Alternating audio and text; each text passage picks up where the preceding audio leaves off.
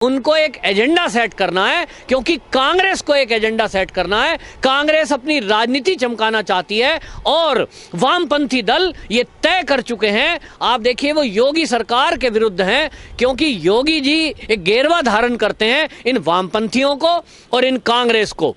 इन योगी जी से प्रॉब्लम है।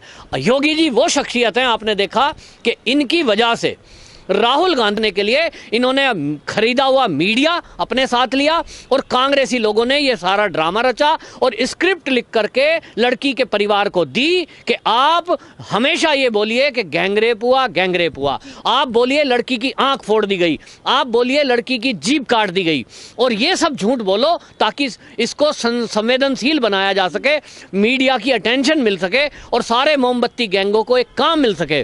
वहां जब लड़की की मृत्यु हो जाती है उसके पहले ही चंद्रशेखर रावण और कांग्रेसी सफदरजंग हॉस्पिटल के गेट पर धरना प्रदर्शन करते हैं, ट्रैफिक को रोकते हैं, हल्ला करते हैं। वो कांग्रेस के टच में चंद्रशेखर रावण था। उसने प्रियंका गांधी और राहुल गांधी से ये पूरी घटना की जानकारी देते हुए उनसे समय मांगा कि आप कब आ सकते हैं इनके गांव और वहां जाके हमें प्रदर्शन करना है, हाईवे जाम करना है।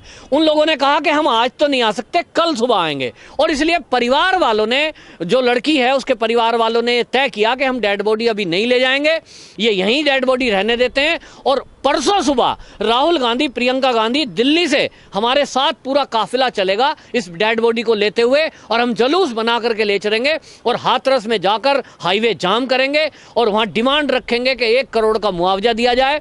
और उसके बाद आगाजनी तोड़फोड़ और पूरे भारत में दलित अत्याचार के नाम पर दलितों को भड़काकर मीडिया के सहारे से इस झूठ को फैलाया जाएगा। ये पूरा ड्रामा स्क्रिप्ट लिखी थी, लेकिन ये सारी बातचीत क्योंकि पुलिस को भनक लग चुकी थी कि कोई साजिश कांग्रेस रचने जा रही है, ये उनके पास टेप हुआ।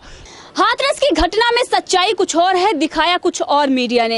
ये बिल्कुल उसी तरीके से जिस तरीके से एक मीडिया चैनल होता है वो अपना प्रोपेगेंडा सेट करता है और कुछ नेताओं से मिलकर एक साजिश रची जाती है कि किसी घटना को किस तरीके से दिखाना है। अब हाथरस की घटना में भी वही हुआ है, बड़ा खुलासा हो रहा है, सच्चाई कुछ और सामने आ रही है। और इसके साथ ही आज तक और कांग्रेस भी ज्यादा देर तक उसकी ये जो काला उसका चेहरा था वो छुप नहीं पाया, वो भी बेनकाब हो गए हैं। सच उनका सामने आ गया कि किस तरीके से उन्होंने खरीदारी की, इसमें दलाली की, इसमें 5 करोड़ रुपए की भी बात सामने आ रही है। अब इसी पर बड़ा खुलासा करने के लिए हमारे साथ है राजनीतिक विश्लेषक पवन त्यागी। सर, आपका बहुत बहुत स्वागत है हमारे चैनल पर। सर, ये जो घटना सामने आ रही है, अब एक तरफ तो ये लव एंगल सामने आ रहा है और एक तरफ 5 करोड़ रुपए भी सामने आ रहे हैं। प्रशांत पटेल जो वकील है उन्होंने ये ट्वीट करते हुए 5 करोड़ का इल्जाम लगाया कांग्रेस पर, क्या कहेंगे आप इस पर? देखिए, पहले ही दिन से जब से ये केस हुआ है और खुलासा हुआ है, इसमें कई सारी चीज़ें ऑडियो वीडियो पब्लिक के सामने आई हैं कि जिस दिन लड़की के साथ घटना होती है उस दिन वो लड़की की माँ और वो लड़का खुद, जो लड़की का भाई है, वो बाइक पे उसको थाने ले जाता है। पुलिस वाले पूछते हैं क्या घटना है, माँ और बेटा दोनों एक लिखित तहरीर देते हैं। स्थानीय पत्रकार वीडियो बनाते हैं तो माँ कहती है कि एक लड़का था संदीप नाम, पीछे से आया, लड़की का गला दबा दिया। और कुछ हुआ कि नहीं, और कुछ तो नहीं हुआ, साफ साफ बोलती है। उसके बाद पुलिस में तहरीर दी गई, उसमें भी यही लिखा कि गांव के प्रधान का बेटा संदीप, हमारी बेटी का वो रस्सी से गला उसने दबाया। इस घटना पर जब पुलिस को दोषी मढ़ा जा रहा है कि इसमें तुरंत मेडिकल क्यों नहीं हुआ, वो केवल इसलिए उन्होंने ढील करी कि आपसी झगड़ा है। और झगड़ा किस कारण है, क्योंकि पहले भी लड़की की मां बोल रही है कि हमारा 15 साल पुराना आपसी रंजिशन विवाद चल रहा है। इस घटना में कांग्रेस के एंट्री करने के बाद और एक किरदार और इसमें आया, चंद्रशेखर उर्फ रावण। स्थानीय लोग जो हैं वहाँ के, हाथरस के गांव के आसपास के, उन लोगों से मेरी खुद बात हुई है। वो बताते हैं कि जो ठाकुर परिवार है इनका 15 साल पुराना झगड़ा है। इसी झगड़े को लेकर, क्योंकि वो पीड़ित पक्ष दलित परिवार से है, उन्होंने SC ST एक्ट भी पहले इस परिवार पर लगवाकर उनको जेल भेजा था। इसी से खुंदक चल रही थी। और वो जो लव एंगल की बात कर रहे हैं कि ये भी चर्चा है कि वो जो ठाकुर का लड़का है उनका कोई प्रेम प्रसंग इस लड़की के साथ था। रंगे हाथों भाई ने देख लिया, मामले को इन्होंने चेंज कर दिया और ये हुआ कि अब ये भाई का नाम आएगा। उस लड़के को, संदीप को घर से बुलाया गया और उसको फिर फंसा दिया। तहरीर लिखी हुई है झगड़े की, लेकिन उसमें एक संदीप का नाम था। मां बोल रही है कि एक संदीप था, बाद में 3 नाम और ऐड कर दिए। अब ये जो झूठ की शुरुआत हुई, इसमें कांग्रेस की एंट्री हुई और कांग्रेस ने इसको राजनीतिक एजेंडा बनाया। इसमें फिर आज तक जैसे पत्रकार चैनल के आए और कई चैनल जो बिकाऊ मीडिया के नाम से प्रसिद्ध हैं, उन लोगों की जब एंट्री हुई तो उन्होंने देखिए पत्रकारिता का धर्म नहीं निभाया। आपको ध्यान होगा कि ये जितने बड़े बड़े चैनल हैं, अगर कोई आतंकी घटनाओं में भी कोई पकड़ा जाता है, कहीं कोई भी अपराधी बड़े से बड़ा पकड़ा जाता है, हमने देखा उत्तर प्रदेश के ही जो बिकरू कांड हुआ था, उसमें भी ये जो अपराधी हैं उनके माँ बाप के इंटरव्यू लेते हैं कि जी आपका बेटा पकड़ा गया है, उस पर आरोप लगा है और आप क्या कहेंगे। तो आतंकवादी परिवार वाले बोलते हैं कि साहब हमारा बेटा तो निर्दोष था, ये खामोखां पकड़ा गया है। ये वर्जन लेते हैं, लेकिन यही मीडिया जो वहां चीख चीख कर सामूहिक बलात्कार बोल रहा है, किस बिना पे बोल रहा है, ये एक वर्जन उनका क्यों नहीं ले रहा है। मेरा एक सवाल है सारे मीडिया वालों से और उन लोगों से भी जो ये आपका चैनल देख रहे हैं कि लड़के वालों का वर्जन क्यों नहीं दिखा रहे। दूसरा, अगर वो पीड़ित जो आरोप लगा रहे हैं उनका तो आप चला रहे हो, लेकिन जिन्हों के ऊपर आरोप लगाया है वो संदीप जो है, उसके पिताजी चीख चीख कर कह रहे हैं। और आपको बताऊं, स्थानीय समाचार पत्र अमर उजाला, दैनिक जागरण जैसे जो लोकल पेपर हैं, उन पेपरों ने उसको छापा है कि जो संदीप का पिता है, जो गांव का प्रधान है, उस पर जिन पर आरोप लगा है, वो कह रहा है कि मेरा बेटा एक चिलर पॉइंट में काम करता था, फैक्ट्री में, सुबह जाकर शाम को आता था, घटना के समय वहां नहीं था, उसको फोन कर कर बुलाया गया है और उसको फंसाया गया है, क्योंकि वो बेटी गांव की बेटी है, वो मेरी भी बेटी है। लेकिन इस वर्जन को कहीं भी किसी नेशनल चैनल पे नहीं दिखाया गया। क्यों? क्योंकि उनको एक एजेंडा सेट करना है, क्योंकि कांग्रेस को एक एजेंडा सेट करना है। कांग्रेस अपनी राजनीति चमकाना चाहती है और वामपंथी दल ये तय कर चुके हैं। आप देखिए वो योगी सरकार के विरुद्ध हैं, क्योंकि योगी जी एक गेरवा धारण करते हैं इन वामपंथियों को और इन कांग्रेस को। इन योगी जी से प्रॉब्लम है। योगी जी वो शख्सियत हैं, आपने देखा कि इनकी वजह से राहुल गांधी को अपनी सीट छोड़नी पड़ी और वो अमेठी छोड़ करके केरल पहुंच गए। ये इनके दुख का कारण है कि एक योगी के कारण कांग्रेस उत्तर प्रदेश में साफ हो गई। एक भगवाधारी हिंदुत्व के नाम पर इस देश में कैसे शासन कर रहा है, कैसे वहां वो उत्तम प्रदेश बनाने में लगा हुआ है। और इसलिए ये झूठ परोसने के लिए इन्होंने खरीदा हुआ मीडिया अपने साथ लिया और कांग्रेसी लोगों ने ये सारा ड्रामा रचा और स्क्रिप्ट लिख करके लड़की के परिवार को दी कि आप हमेशा ये बोलिए कि गैंगरेप हुआ, आप बोलिए लड़की की आंख फोड़ दी गई, आप बोलिए लड़की की जीभ काट दी गई, और ये सब झूठ बोलो ताकि इसको संवेदनशील बनाया जा सके, मीडिया की अटेंशन मिल सके और सारे मोमबत्ती गैंगों को एक काम मिल सके। आप देखिए एक एक करके सारे झूठों का पर्दाफाश हुआ, क्योंकि आज सोशल मीडिया है और लोकल पेपरों में वो पहले ही दिन से था। इनको पता नहीं था कि एक लोकल यूट्यूबर पत्रकार ने वो वीडियो बना ली है, जो वीडियो वायरल हुई है लड़की की मां की, और लड़की खुद बोल रही है, हॉस्पिटल में जब पहले दिन पहुंची है लड़की खुद बोल रही है कि संदीप ने मेरा गला दबाया। ये भी दबाव में उसने बयान दिए। उसके बाद आप देखिए इनकी नीचता देखिए कांग्रेस की, कि लड़की का एक फोटो लेकर ट्विटर पे उसको ट्वीट किया गया है कांग्रेस के ट्विटर हैंडल से। सोशल मीडिया पर वामपंथी दलों ने और मोमबत्ती गैंगों ने उसकी फोटो ले लेकर फोटो खिंचवाई। कांग्रेस ने पूरे देश में प्रदर्शन किया और जिस मनीषा की फोटो वो लेकर प्रदर्शन कर रहे थे वो मनीषा यादव है, ना कि मनीषा वाल्मीकि। वो मनीषा यादव चंडीगढ़ की रहने वाली है, जो 2 साल पहले गंभीर बीमारी से मारी गई। उसके पिता बहुत दुखी होकर के ये कह रहे हैं कि मेरी बेटी का नाम, जो मोहनलाल हैं, वो मोहनलाल यादव, वो कह रहे हैं कि मेरी बेटी का नाम 2 साल बाद उसकी मृत्यु के ये लोग कांग्रेसी लोग उछाल रहे हैं, गैंगरेप करके मेरी बेटी का अपमान हो रहा है, और उसने FIR कराई है बाकायदा। लेकिन यही झूठ तक नहीं रुका, ये इनका जो सोशल मीडिया है और ये जो बिकाऊ मीडिया है आज तक जैसा चैनल, ये ऐसे कई सारे चैनल मिल करके, और इनका कांग्रेस का IT सेल यहां नहीं रुकता।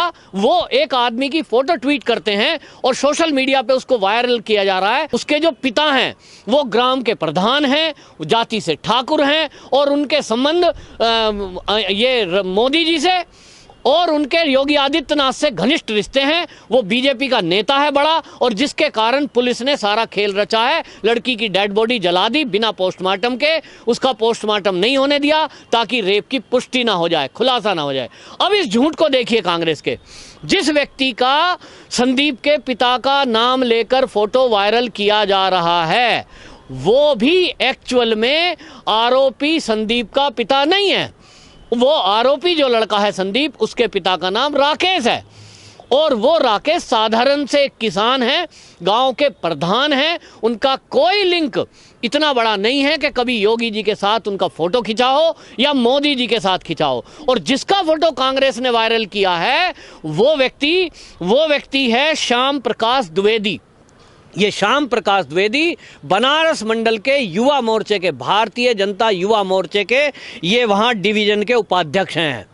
उनका फोटो है मोदी जी के और योगी जी के साथ, लेकिन उनका फोटो बताकर राकेश का ये वायरल किया गया। पब्लिक में मैं देख रहा हूं कि जहां भी चर्चा चल रही है वो यही चल रही है कि योगी जी का निकट वाला है, ये तो मोदी जी का साथ वाला है, ये तो बीजेपी का लीडर है, और इसलिए पुलिस ने सारा केस रफा दफा करने के लिए रात को डेड बॉडी जला दी। जबकि ये भी हकीकत है कि पुलिस ने वो जो डेड बॉडी जलाई है वो केवल और केवल इसलिए जलाई कि जब वो लड़की को इलाज के लिए दिल्ली के सफदरजंग में शिफ्ट किया गया, क्योंकि उसकी गर्दन का ये जो हड्डी है, ये वाली सामने वाली हड्डी अंदर दब गई थी, चुन्नी से दबाया गया, और उस दबने के कारण सांस में प्रॉब्लम हो रही थी। सांस लेने की प्रॉब्लम में वो सफदरजंग हॉस्पिटल में भर्ती की गई। वहाँ जब लड़की की मृत्यु हो जाती है, उसके पहले ही चंद्रशेखर रावण और कांग्रेसी सफदरजंग हॉस्पिटल के गेट पर धरना प्रदर्शन करते हैं, ट्रैफिक को रोकते हैं, हल्ला करते हैं। लड़की की मृत्यु हो गई सुबह 10 बजे, लेकिन 10 बजे डेड बॉडी, उसके बाद पोस्टमार्टम होता है। सुबह मृत्यु हुई, पोस्टमार्टम 10 बजे हो चुका था।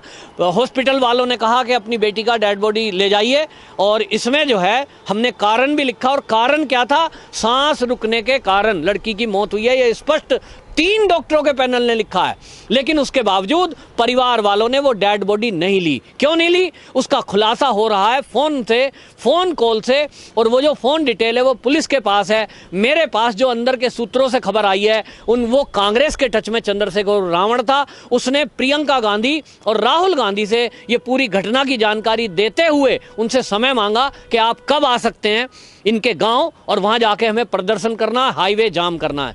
उन लोगों ने कहा कि हम आज तो नहीं आ सकते, कल सुबह आएंगे। और इसलिए परिवार वालों ने, जो लड़की है उसके परिवार वालों ने तय किया कि हम डेड बॉडी अभी नहीं ले जाएंगे, ये यहीं डेड बॉडी रहने देते हैं। और परसों सुबह राहुल गांधी, प्रियंका गांधी दिल्ली से हमारे साथ पूरा काफिला चलेगा इस डेड बॉडी को लेते हुए, और हम जुलूस बना करके ले चलेंगे और हाथरस में जाकर हाईवे जाम करेंगे, और वहां डिमांड रखेंगे कि 1 करोड़ का मुआवजा दिया जाए।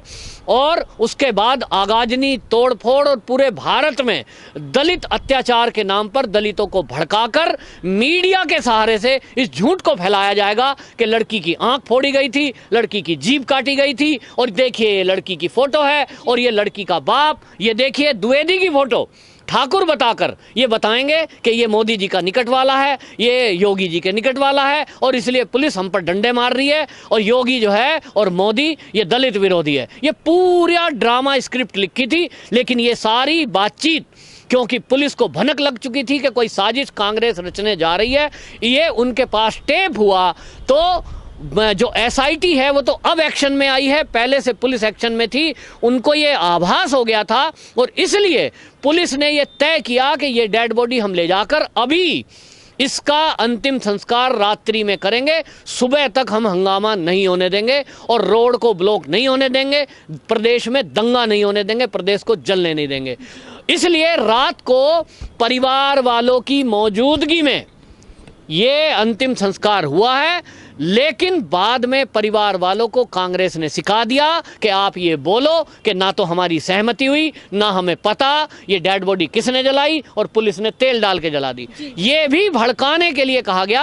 और अब आप देख ही रहे हैं कि किस तरह से राहुल गांधी फिर जाने की कोशिश करते हैं, तय टाइम के अनुसार वो गिरने की ड्रामा करते हैं, आज फिर जा रहे हैं। और सबसे खतरनाक और भयंकर बात यह है कि जो भी मीडिया वहां गांव में धरना दिए हुए है बड़े बड़े चैनल वाले वो एक शब्द बार बार बोल रहे हैं, सामूहिक बलात्कार, सामूहिक बलात्कार। मैं उन पत्रकारों से पूछता हूं कि जब लोकल पेपर लिख रहा है कि बलात्कार नहीं हुआ, जब लड़की की मां खुद बोल रही है बलात्कार नहीं हुआ, जब लड़की का खुद का वीडियो है कि बलात्कार नहीं हुआ, केवल गला दबाया है, और medical report Agra forensic lab की और सफदरजंग हॉस्पिटल दिल्ली की 3 डॉक्टरों की पैनल की, दोनों रिपोर्ट्स में कहीं भी बलात्कार की पुष्टि नहीं है, तब आप सामूहिक बलात्कार क्यों बोल रहे हो? किस बिना पर बोल रहे हो? क्या ये एक अपराध नहीं है कि मीडिया सच को दबा रहा है और झूठ दिखा रहा है? क्या ये अपराध नहीं है कि आप एक पक्ष की बात दिखा रहे हो, दूसरे पक्ष जो उसी गांव में मौजूद हैं आप उनकी बात नहीं दिखा रहे हो? और मैं एक बात अंत में कह देना चाहता हूं कि परिवार का कोई वर्जन मत लो, उनकी कोई बाइट मत लो, उनका कोई इंटरव्यू ना लो। भाई गांव वालों का तो इंटरव्यू लो। आप सारा मीडिया गांव में मौजूद हो, गांव का बच्चा बच्चा जानता है इस घटना के बारे में कि ये घटना क्या है और वो सच्चाई क्या है। तो आप गांव वालों का भी अगर वर्जन दिखा दोगे तो ये खुलासा हो जाएगा कि ये आपसी रंजिश थी, इसमें कोई रेप नहीं हुआ। सारे गांव वाले जानते हैं ये दिन की घटना है, लेकिन कांग्रेस सिवाय इसमें राजनीति करने के और कुछ नहीं कर रही। और ये खुलासा योगी जी के इस आदेश पे हो गया कि जब उन्होंने कहा कि नार्को टेस्ट होगा दोनों परिवार का, तो ये क्यों पीछे हट रहे हैं?